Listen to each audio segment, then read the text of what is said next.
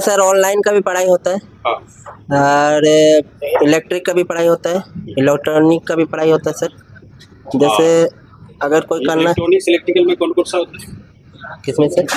ये जैसे आप कोर्स कर रहे हैं कम्बो कोर्स, इसमें कौन कौन सा कोर्स होता है? इसमें सर इन्वर्टर आता है, फ्रिज आता है, एसी आता है सर, इलेक्ट्रिक हाउस वायरिंग आता है सर, स्टेबलाइजर आता है सर, मिक्सी ग्राइंडर आता है सर, और होम थिएटर आता है सर, और लगभग मोटा मोटी सब आ ही जाता है सर। सब आ जाता है, यानी मोटा मोटी आपको सब चीज का आ जाता है, यानी घर में जितना भी उपकरण है वो मतलब सब सर 12 को चीजें आ जाता है ना। तो यहाँ पे इसके अलावा भी हम लोग का बहुत सारे और कोर्स स्टार्टिंग हुए हैं, जैसे कि ई रिक्शा का भी कोर्स चालू हुआ है यहाँ पे। ई रिक्शा का हम लोग का चार्जर का, कंट्रोलर का, मोटर का, रिवाइंडिंग, रिपेयरिंग। जैसे मोटर का हम लोग का रिवाइंडिंग करना, मोटर जल गया है तो उसका पूरे का पूरा प्रैक्टिकल क्लास सिखाया जाता है कि मोटर को हम लोग रिवाइंडिंग कैसे करें, और यदि आपका चार्जर और कंट्रोलर खराब हो जाता है तो उसको हम लोग रिपेयरिंग कैसे करेंगे।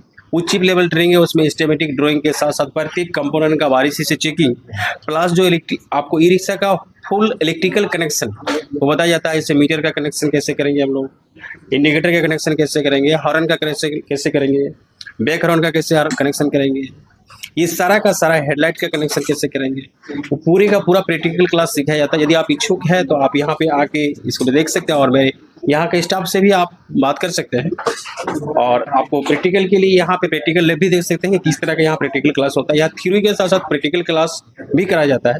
और अभी के समय में आप कोई ना कोई कोर्स इसलिए करना जरूरी है कि आपका एक हाथ का स्किल होना जरूरी है, क्योंकि अभी के समय में यदि आपका हाथ का स्किल नहीं होगा तो फिर आपको काम मिलना मुश्किल हो जाता है, क्योंकि सरकारी काम तो मिलता नहीं है।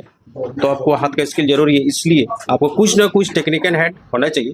चाहे आप इलेक्ट्रिकल के क्षेत्र में जाइए या फिटर या कुछ भी हो, आपको कुछ ना कुछ करना होगा। बैठे रहने से कुछ काम नहीं होगा, और जितना समय आप वेस्ट कीजिएगा वो उतना ही आपके लिए लॉस का कारण बनेगा।